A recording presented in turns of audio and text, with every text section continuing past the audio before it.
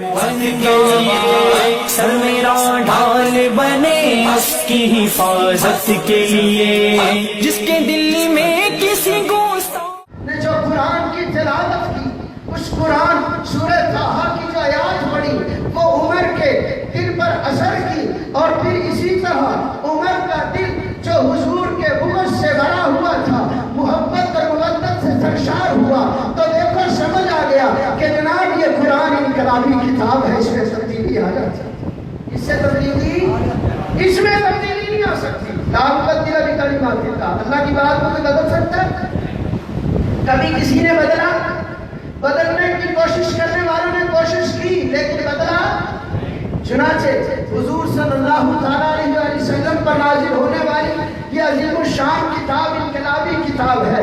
حضرت عثمان بن معذور رضی اللہ تعالیٰ عنہ یہ حضور صلی اللہ تعالیٰ علیہ وسلم کے پاس سے گزر رہے ہیں، حضور صلی اللہ تعالیٰ علیہ وسلم آیت پڑھ رہے ہیں، ان اللہ یأمرکم بالعدل والإحسان وإیتاء ذی القربى وینہی عن الفحشاء والمنکر والبغی۔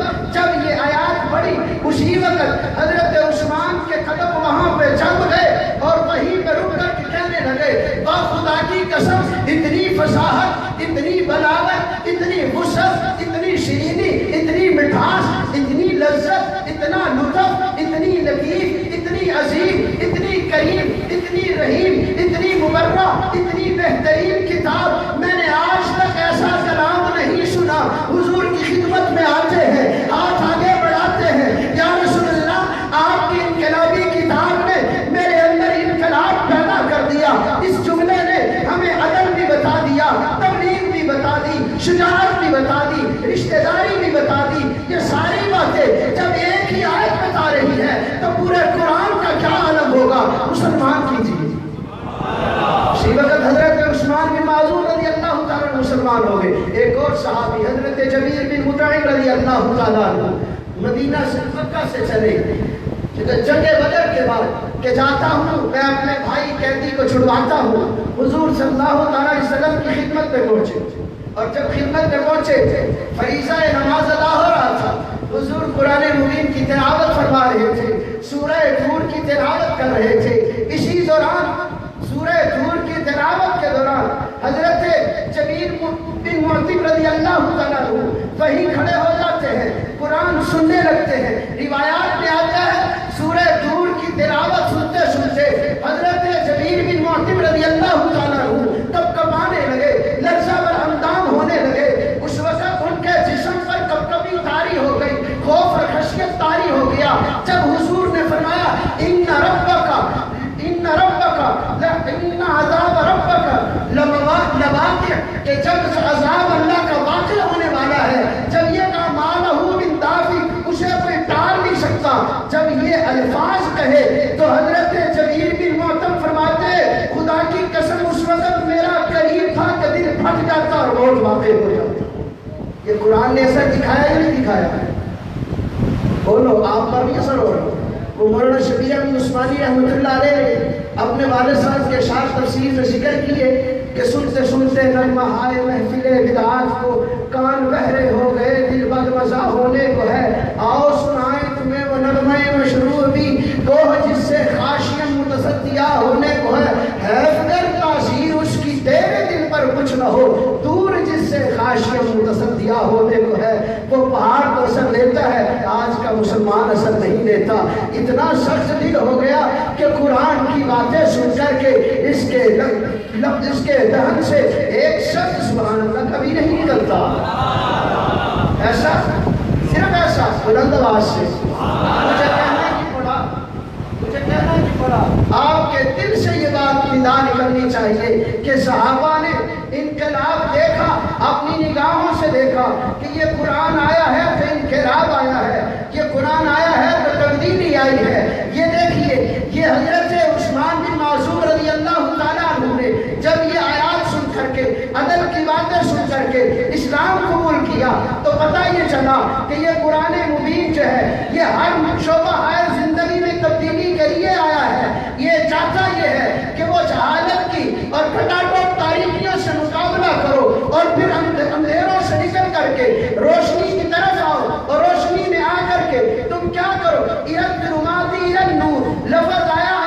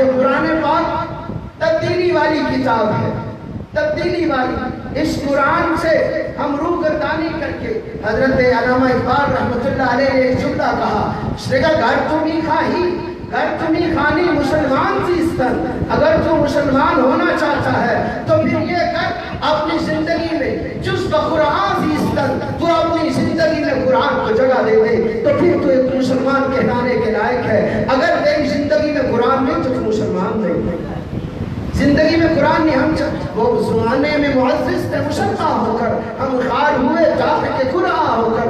جب سے ہم نے قرآن کو چھوڑا اس وقت سے ہمارے ملک میں انتشار آیا، ہماری زندگیوں میں انتشار آیا، ہمارے گھروں میں انتشار آیا، ہمارے کاروبار میں، تجارت میں، معیشت میں، معاشرت میں انتشار آیا۔ اور اب ہم یہ چاہتے ہیں ہم لاڈ میں کالے کا نظام پڑھ کر کے، عدالت کو ملا کر کے تبدیلی لے آئیں گے۔ اور ستم ظریفی دیکھو میری سرکار تبدیلی والی کی، کیا وہ چاہتی یہ ہے کہ مرزائی آ کر کے یا اہل تشیع آ کر کے قرآن پاک کی تعلیم مسلمانوں کو دے؟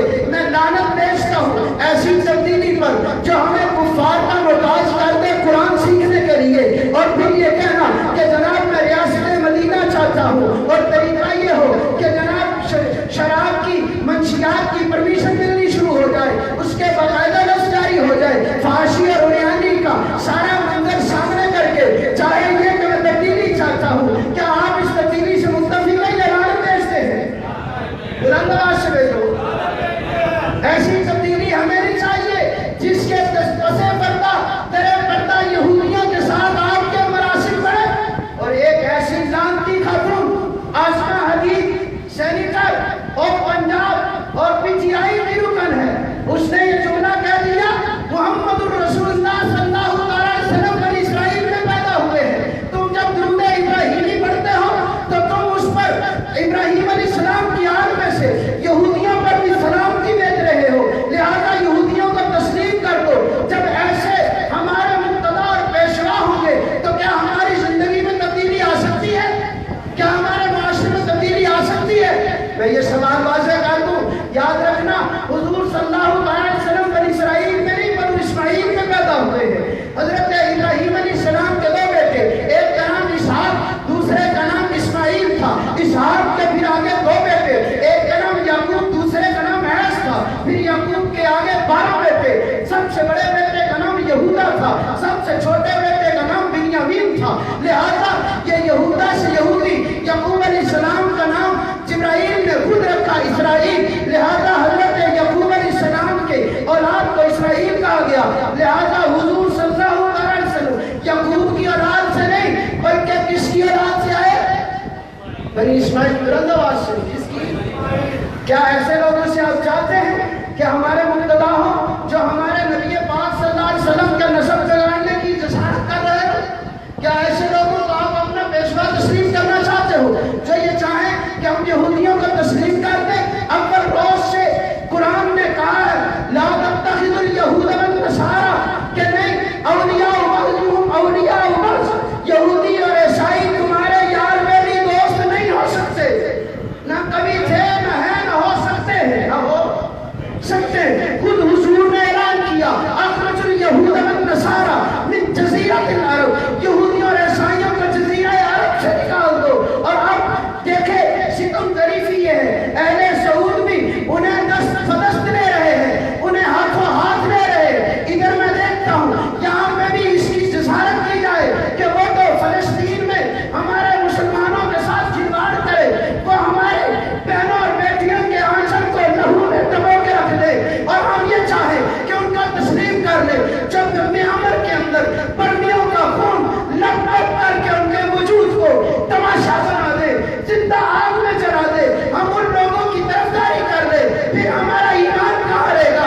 پھر تو ہمیں اپنے مسلمان ہونے پر شرم آنی چاہیے کہ ادھر فلسطین کے اندر ہمارے بچوں کے لاشیں تڑپ جائے، افغانستان کو دشت ریلا کی بجائے آپ کے انگاروں کا منظر دکھانے لگے، تو پھر ہم یہ کہیں کہ جناب ہم ان کو تسلیم کر لیں؟ نہیں، یہ نہیں ہو سکتا۔ ہم نے نام کبھی ایسے یہود کے ایجنٹوں کی طرفداری کی ہے نہ انشاءاللہ کریں گے۔ ہم یہ بات قائد اعظم کی مان رہے ہیں۔ قائد اعظم نے اپنے 1947 के दूसरे खलीफे के अंदर पाकिस्तान के वजूद आने के बाद उसने ये जुमले कहे लाहौर के मीनारे पाकिस्तान मिंटो पार्क के अंदर। उसने कहा कि दुनिया भर की हुकूमतें तस्लीम कर देना, लेकिन यहूदियों की हुकूमत हरगिज़ मत तस्लीम करना, वो तुम्हें तस्लीम नहीं करते।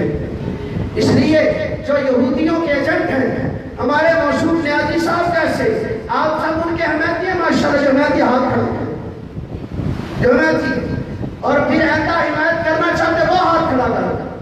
मेरे दोस्तों, वो जो टीम चौक पे अपनी गलासत फैलाता रहा, वो जो बेहयाई और फहाशी और उरियानी को फरोग देता रहा, क्या हम आज उसकी तरफदारी करके गुंबद खिज़रा में अपने नबी के दिल को दुखाएं?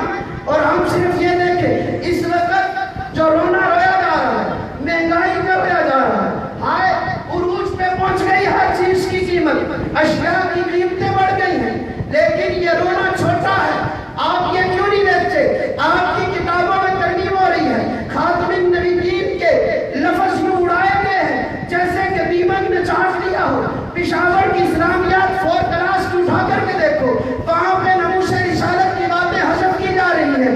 आप जा करके सिंध की किताबें देख लो, वहाँ पे मुताला पाकिस्तान के अंदर इस्लाम के मशाहिर का नाम हज़फ किया जा रहा है। और फिर आप करो महंगाई को, मैं रोज इस बात कर रहा हूँ, आप कहते हो कि जनाब यहाँ पे ये पैसा इकट्ठा करके, माल इकट्ठा करके महंगाई करने के बाद कुछ सालों के बाद ये मुल्क की बेहतरी करेगा।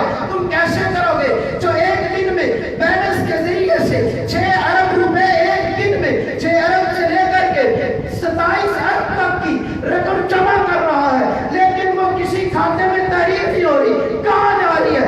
मैं ये दावे से कह सकता हूँ वो इसराइल के सिवा कहीं और नहीं जा सकता। इसलिए कि मौलिया के एक तंजीम मौलिया जो ये यहूदियों की बड़ी तंजीम है, उसका ये खास एजेंट है, उसका रुकन है, ये सारा का सारा पैसा आपके खून पसीने का वहां जा रहा है। लेकिन आप हो कि आपने इन चीजों पर कभी गौर व तदब्बुर नहीं किया। जब ये बात की जाए तो कहते हैं मौलवी साहब आप मिंबर के खतीब हैं, आपको सिर्फ नमाज रोजे की बात करनी चाहिए, सियासत से आपको कोई ताल्लुक नहीं होना चाहिए। मैं कहता हूँ तुमने ना इकबाल को पढ़ा ना कुरान और हदीस को पढ़ा। जब दीन के अंदर सियासत नहीं होगी, सियासत एक पकीज़ा चीज है, ये नहीं कि जनाब ये कोई बुरी चीज है। हाँ, बुरे लोगों ने इसको बुरे तशव्वुर में डाल दिया है। ऐसा नहीं कि सियासत बुरी चीज हो, ये सियासत जब सिद्ध के दिल से और सही उसूलों पर की जाए तो ये सच्ची चीज है। इकबाल मरहूम ने कहा था जलाले बादशाही हो या जमहूरियत का तमाशा हो, जुदा हो दीन सियासत से रह जाती है चंगे से। ये कैसे हो सकता है कि मौलवियत को सेनेट से दूर करके, पार्लियामेंट से दूर करके आप ये चाहो कि पाकिस्तान में अमन आ जाएगा? ये नामुमकिन है, इम्पॉसिबल है, ये हो ही नहीं सकता। ये उसी से होगा कि कुरान तब्दीली वाली किताब है, जिसके सीने में ये किताब है वही इस चीज वही समझ यही निज़ाम शरीयत को लाएगा। इसलिए कुरान ने कहा कि सारी कायनात माबूद नहीं, माबूद वो है जो सारी कायनात का पैदा करने वाला है। लिहाजा इस सारी कायनात के ऊपर जो इसका सारी कायनात का पैदा करने वाला निज़ाम भी उसी का चलेगा। और यही मकसद हमारा है कि खुदा की ज़मीन पर बुलंदवाज़ से, खुदा की ज़मीन पर जो ये चाहते हैं उलमा का साथ देंगे, दिल से साथ देंगे। अल्लाह पाक आपकी दिली तमन्नाएं पूरी फरमाए। और यही मेरे भाई तब्दीली वाली किताब को अपनी ज़िंदगी का हिस्सा बनाओ, तर्जमा पढ़ो और आकर के दर्श में बैठो। उन्होंने शरीफ साहब के दामन बरकात में ला लिया और इनसे पूछ करके चलो, आपको पता चले हमारे पास कितनी बड़ी दौलत है और इनके कितने बड़े मकाम वाले हैं।